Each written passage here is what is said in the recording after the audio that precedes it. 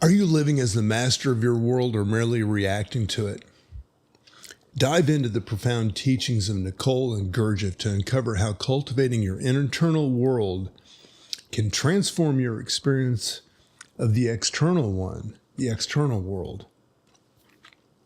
I'm Roach, Mark Roach.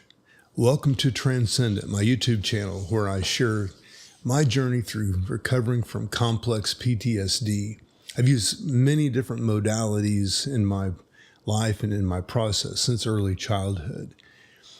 Today I'm going to share a rewrite of some 80 to 100-year-old work presented originally by Maurice Nicole, based on his work with Ouspensky and Jung, and most profoundly Gurdjieff.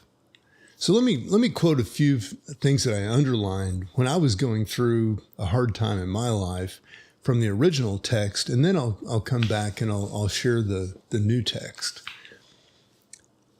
People all think the world is outside them, but the world is inside you. The world is how you take it. When you begin to select your impressions, you only respond to a few of them, and only respond to a few of them. Your internal world begins to grow, and you begin to become an individual distinct from life and its events. This is what is meant by psycho-transformism. But if you're driven by life, by everything that happens in life, depressed by reading the papers, depressed or angry with everything that happens externally in the phenomenon of the world, you are a machine. You have to learn not to take the phenomenon of the world coming in from the senses, in the way you mechanically take it. You have to catch it before it gets you down, before you identify. Life will give you nothing save uneasiness and disappointment. The work coming between you and life can give you everything. The first idea of self-remembering is to bring the work and what it teaches in between life and your mechanical reactions to it. Put the work between yourself and life. Then you will take impressions quite differently. Just as we live in a pain factory, so do we have pain psychologies. That's why we have to practice psycho-transformation. Those are the lines that I underlined during a hard time in my life in the past. So I want to try to leap forward and present a modern day rewrite of those lines that I just read to you, and the entire body of this transcript that Maurice Nicole shared. Okay, let's dive into the intriguing ideas of Maurice Nicole and George Gurdjieff, exploring the concepts of internal and external worlds.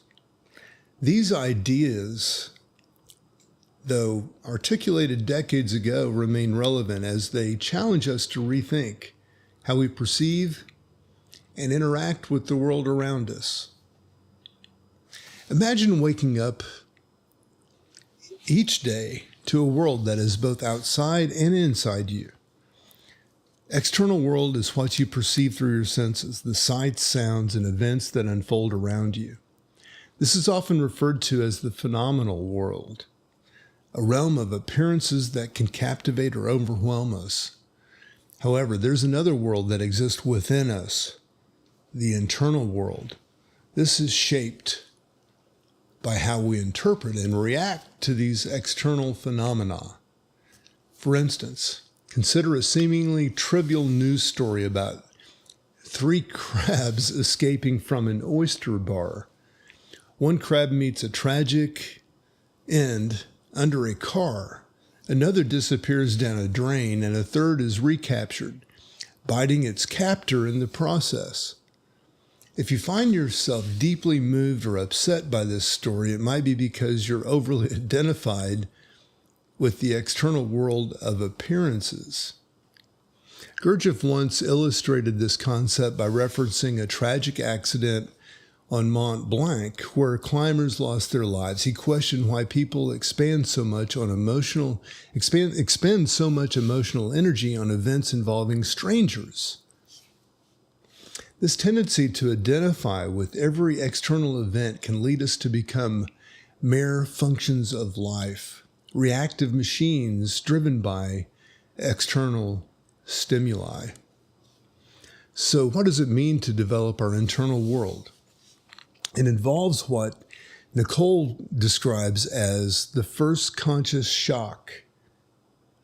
This concept encourages us to question whether our emotional responses are merely mechanical reactions to external events.